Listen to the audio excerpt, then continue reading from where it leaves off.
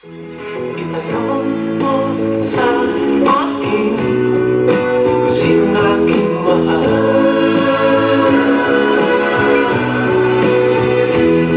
Itanong mo sa akin, sagot ko'y di magtatagal. Yung hindi pagkakaintindihan, meron kayo nito sa mga bagay-bagay. Hindi naman nawawala yun, pero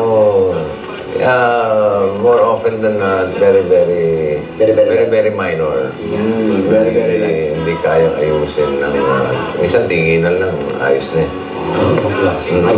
Huwag kang titigil sa akin ng Baka masampa. Masapak ka. Sino yung madalas mang-amo? Ha? Yung madalas mang-amo? Bihira kami mag-ano eh. Magtalo naman. Magtalo. Bihira yung bihira. Pero kung may mga pagkakataon na gano'n, siyempre yung lalaki. Yan ang maganda. Sabi mo nga, small things lang naman. Bakit? Pero siyempre, pag hindi mo inayos agad yun, yung small, baka lumaki. Minsan, gano'n ang nagiging problema. Kaya yung mga nakikita ko sa paligid, kaya nga yung asawa, di ba? Malita bagay, hiwalay na agad. Yan, tama yun. Pero kayo, Hindi naman. Dahil lang sa Candy Crush, naghiwala. Kaya maliit pa lang, dapat inaayos. ayun. Speaking of Candy Crush, ano yung hilig niyong gawing dalawa together? Yes. Bakit, Lord? Maganda kasi naglalaro yung mga ganyan-ganyan. Yung banding mo. Banding Alam mo, moments, dalawa. bonding moments namin pag yung walang ginagawa. Minsan, pag lumamasyal kami, out of town, mas masaya kami nung walang ginagawa. Kasi siguro dahil na rin sa, lalo na pag busy ako, dati meron siya mga teleserye, busy din siya. So, when we find the time together, wow. Dahan-dahan. Pag nagkakasama kami na pag walang trabaho, mas masarap yung maging tamad eh. Yun. Higa-higa. Oo, tingin-tingin na sa langit, Yan. konting kwentuhan, yung masaya na kami nung gano'n. So wala masyado yung mga kagaya golf. Gusto niyo ba mag-aaral mag-golf? Ako lang.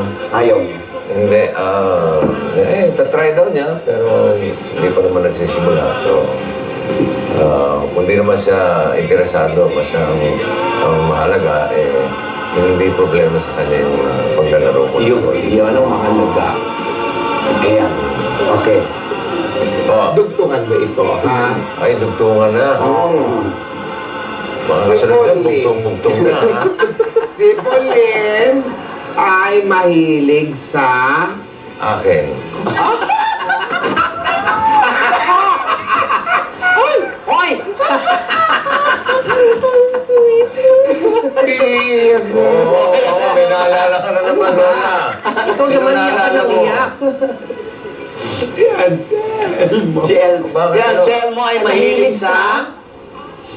Sa akin din. Ate naman mo. Buti si Bill, di ba? Si Ano Bill ay mahilig sa Santol. maasim? Maasim. Oo, siyempre. Kulog yun. Wala ka walang santol sa... Walang santol. Ayan. Eto naman, ayaw ni Pauline ng... Santol. Hindi. Ang ano? Ng mga chismosang katulad ninyo. Ay, naku, ako wala na akong tinatanong. Close na. Hindi naman. Hindi naman kay chismosa. Makwento lang. Yan. Kwento lang. Alam mo na matanda. So ayaw niyo Kaya naman ng mga chismosa. Yan, ako dapat yan yung mga chismosa talaga walang ginagawa nila sa buhay nila. Pauling ay takot sa... Tatay niya. Ay, mainam yung ganyang bata. Hindi naman siguro takot. Hindi naman takot.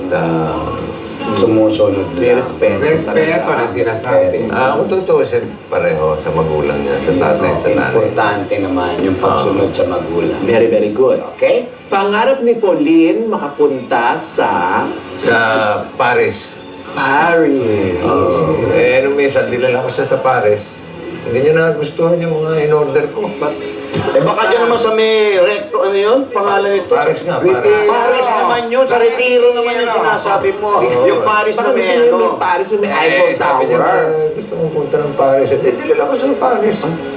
Paris. Hindi Pauling, linawin mo kasi Paris o Paris. So, Paris hindi pa siya nakapili. Hindi pa yata. Yun. Ako rin naman. Oh, Hanggang Paris Bakery lang ako. okay, ito pa. Next. Hindi mo akalain na si Pauline ay Magkakagusto sa akin. Bakit na naman?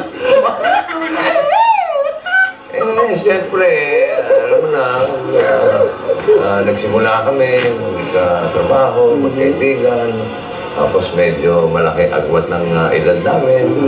So, hindi ko naman nakakalain na yung edad pala hindi naman talaga doesn't really matter. Yung age doesn't Kasi hindi naman bawal yun eh. Wala naman bawal yun. Wala naman pinagbabawal sa batas. Kahit sa batas ng Diyos, walang pinagbabawal na yun. Ang mahalaga, nagmamahalan. Kakagusto. Correct! Correct! Ganon! Kinakasal ka na, bumibigay ka pa. Ingatan mo na Kasi naman eh, kayo naman. Ganon! Naka-18 ka na rin. Ngayon naman, gusto naman namin makilala ang bride, si Pauline. Ayan na. After ng group, Eto na ang- kasama na natin ang bride! Hello, Oleng, oleng. Let's hear. Oleng, Estugo Santo. Ang ganda-ganda itong bata ngayon. Ano bang ginagawa mong preparations para talagang beautiful ka sa wedding mo? Medyo hindi ko nga napagdaanan yung beauty rest. Kasi very hands-on ako sa wedding. Lahat inaayos ko po bago ko i-turn over sa coordinator. Kasi ayoko nang sisihan.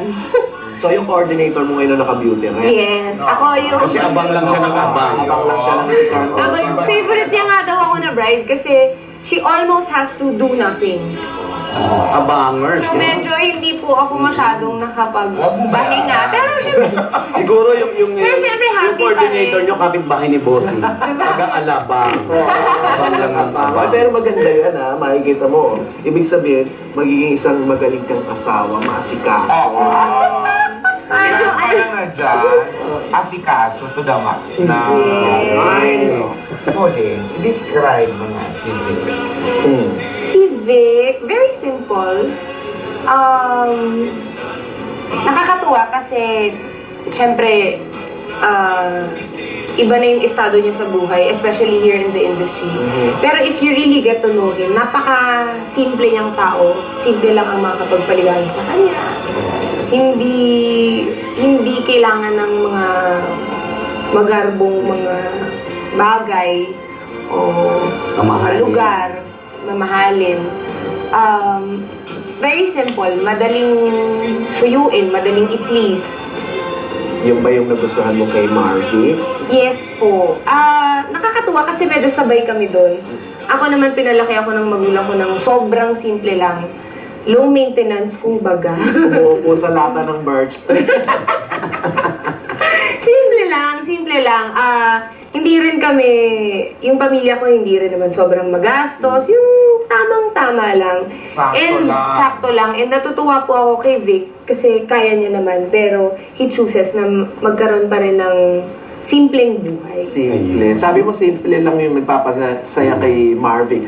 Tulad ng anong mga simpleng bagay. Ayan. Nanonood kaming movies together, kain kami sa labas, like, yung magro-road trip kami. Pares. Sa Paris. Malambing ba? Malambing.